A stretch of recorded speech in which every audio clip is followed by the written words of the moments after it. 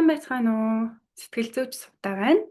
За өөрт тулгамдж байгаа сэтгэл зүйн асуудлаа мөн амьдралын нөхцөл байдлаар мэрэгжлийн сэтгэл зүйч болоод сэтгэл судлалын шинжлэх ухааны тусламжтайгаар шийдвэрлэхээр судалгаа хийгээд мэдээлэл цуглуулж байгаа та бүхнээрээ юуны өмнө бахархаж талархаж байгаагаа илэрхийлье. За миний хувьд болохоор Монгол Улсын их сургуулийг 2016 онд төгссөн. За төгссөнөөс хойш сэтгэл зүйн зөвлөгөө заслын салбарт тасралтгүй ажиллаж байгаа. За одоогийн байдлаар дэлхийн 20 гаруй улсаас үйлчлүүлэгч нар маань онлайнаар сэтгэл зүйн зөвлөгөө заслын үйлчилгээг авч одоо ингэж ажиллаж амьдарч байна. За тэгэхээр юуны төрөнд монголчуудад одоо сэтгэл зүйчдэр сэтгцийн өвчтэй тэ сэтгцийн асуудалтай одоо ийм хүмүүс л очтгоо гэсэн юм түгээмэл буруу ойлголт байдаг.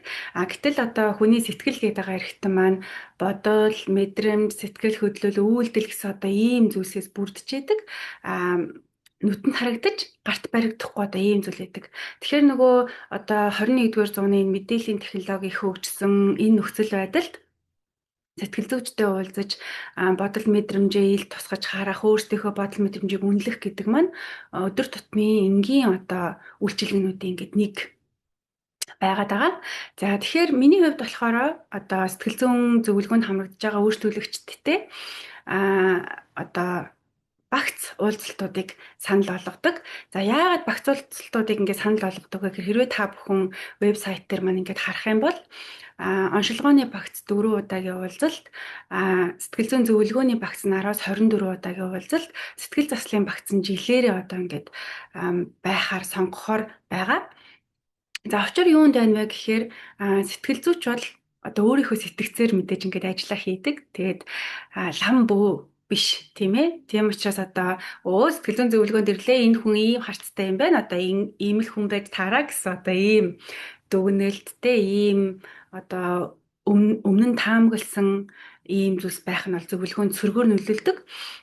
За тэгэхээр нөгөө зөвлөгөө засал гэдэг маань би үйлчлүүлэгчээ танин мэдсэн, үйлчлүүлэгч маань намайг танин мэдсэн ийм тохиолдолд одоо зөвлөгөө заслын үйлчилгээ маань ингээд ажилдаг. За тэгэхээр нөгөө нэг уулзалтаар 60 минутаар хүний сэтгцийг, бага насны гэмтлийг, тэр гэмтэлд одоо ямар хариу үйлдэлийг үзүүлдэг болсон ямар хамгаалах механизмтай энэ төр гэдгийг бол бүрэн онцлох юм боломжгүй байдаг.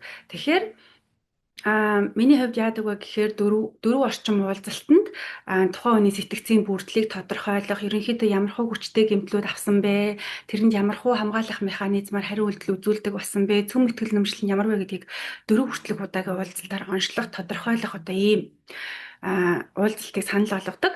За 10-аас 24 удаагийн уулзалтанд болохоор хүний сэтгэц бол ингээд юм маш олон давхаргатай тийм хурдан одоо ингэж итгэж нээгддэггүй сэтгэл зүйчээ одоо ингээд их сонжсоор байдаг гэх юм уу.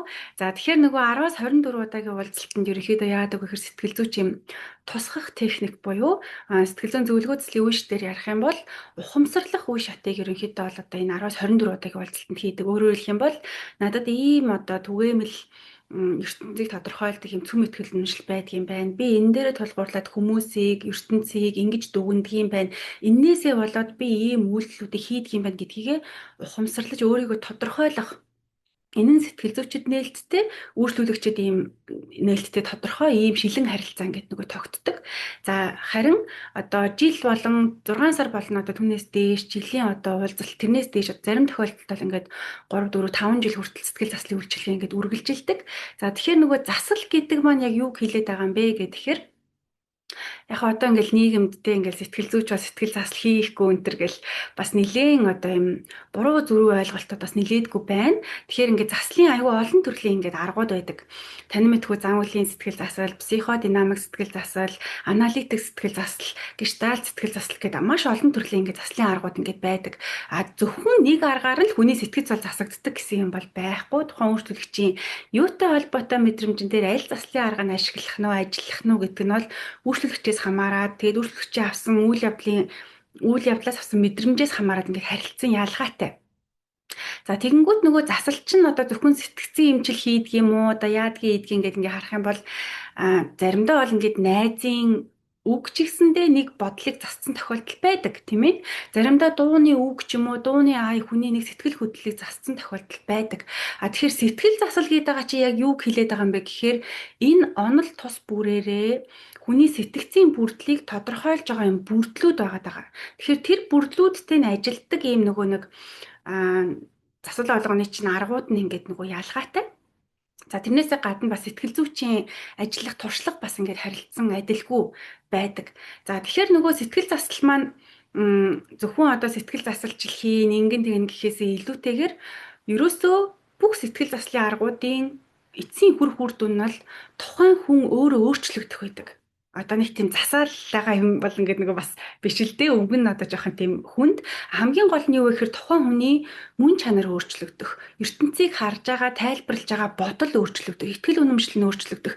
Энэ бол өөрөө сэтгэл заслын хамгийн одоо юм ультимейт буюу эцсийн ноён оргил ингээ үр дүн нь байдаг. Тэгэхээр өөрөөр хэлэх юм бол одоо юу гэдэг нэг уулзалтаар л ингээд сэтгэл засал яваал одоо өөрөөр хэлэх юм бол тухайн хүн өөрчлөгдөл эн чинь ер нь бол ингээд нөгөө боломжгүй шүү дээ.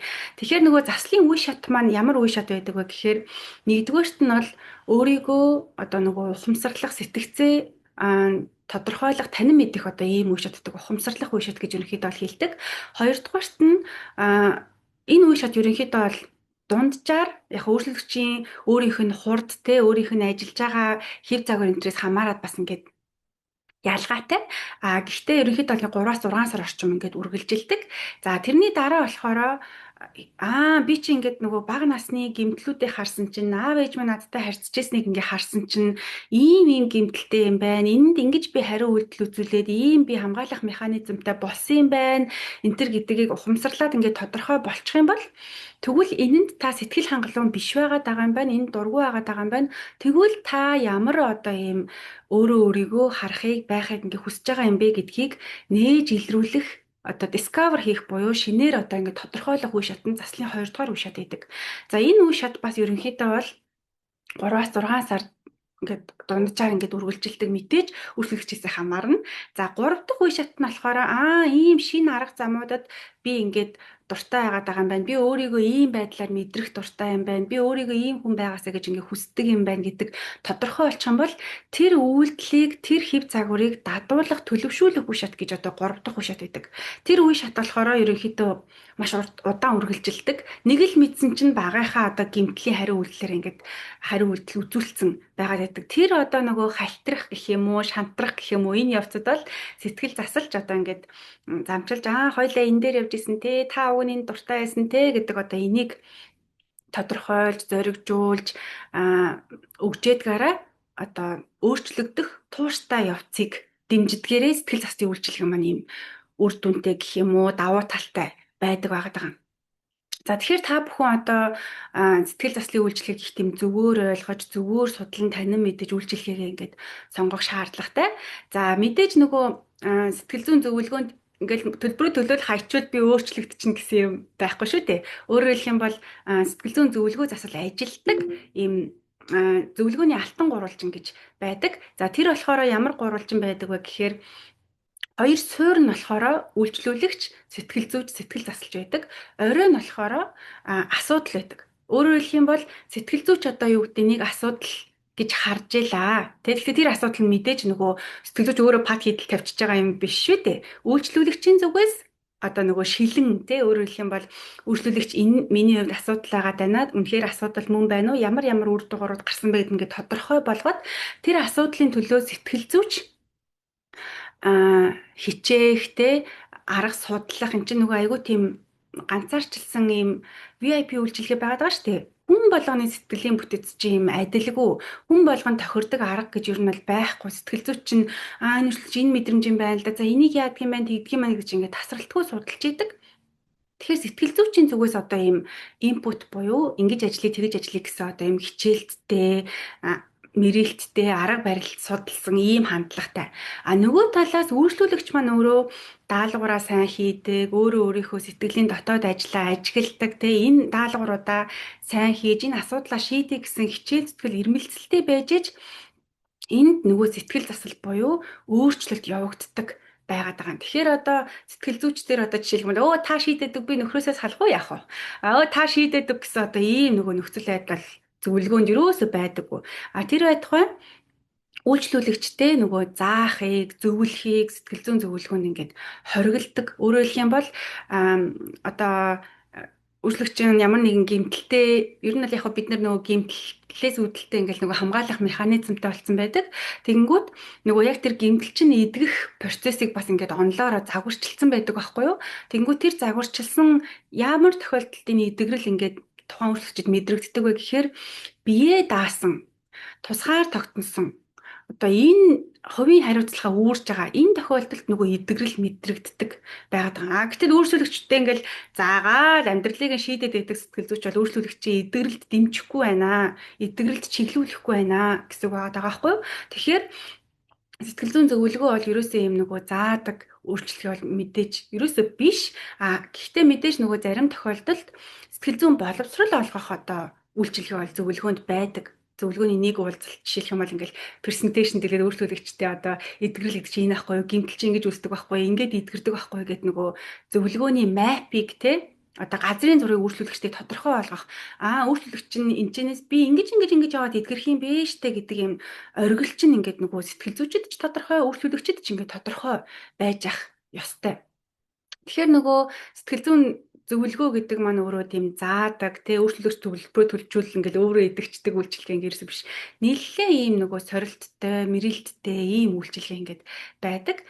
Тэгэхээр нөгөө та бүхэн нөгөө зөвлөгөө заслын үйлчилгээг нэлээд сайн судлаад бид нар одоо эмчит очихынхаа өмнө те за энэ эмч сайн юм байна уу, туршлагатай юм байна уу, хэдэн жил ажилласан юм байна гэдэг нь одоо ингээл судалж агаад очдөг штеп. Яг тэрнтэй ижилхэн сэтгэл зүйчээ маш сайн судлаад мэдээж сэтгэл зүйч өөрийнхөө сэтгцээр ажиллаа гэдэг учраас өөрөө өөрийнхөө сэтгцтэй төхөн сэтгэл зүйч хэр ажилддаг юм байна энэ төр гэдгийг нэлээд судалж агаад тэгээд сэтгэл зүйчээ одоо сонгож зөвлөгөөнд хамрагдахыг та бүхэн нэгэ санал болгож байна. За тэгэхээр нөгөө зөвлөгөө төслийн үйлчилгээ та бүхэнд илүү ингээд ойлгомжтой болж байгаа байх гэж ингээд найдаж байна. За миний хувьд болохоор сэтгэл зүйн зөвлөгөөг та бүхэн одоо харах юм бол мэдээж зөвлөгөөнийхөө багцаа сонгоно. Нэг удаагийн уулзалтаар одоо зөвлөгөө заслал одоо саяны та бүхэн тайлбарсанчлан үр дүн их том бага байдаг учраас нэг удаагийн уулзалтын цаг ерөнхийдөө бол товлохгүй. Тэгээд та багцаа сонгоод тэгээд анкетаа бөглөөд цагаа товлно. Тэгээд би танд энэ цаг болж байна гэд ингээ хариу мэйл илгээх юм бол төлбөрөө баталгаажуулаад тэгээд танд ерөнхийдөө уулзалтын Zoom линк маань очино. За тэгээд Zoom линктэйгээ хамт ерөнхийдөө цахим зөвлөгөөний үеэр юу анхаарах вэ, юуг бэлтгэх шаардлагатай вэ энэ гэдэг мэдээлэлүүд бас бүгдээрээ танд очихоор байгаа. За тэгэхээр одоо сэтгэл зүйн зөвлөгөө заслын үйлчилгээг судалж те сонирхож байгаа танд маш их талархаж байна. Тэгээд хэрвээ та судлаад миний үйлчилгээ эсвэл миний санал болгож байгаа мэдээлэл танд ингээд таалагдчих юм бол бид удахгүй уулзна гэж найдаж байна. За танилцуулга бичлэгийн маань үзсэнд баярлалаа.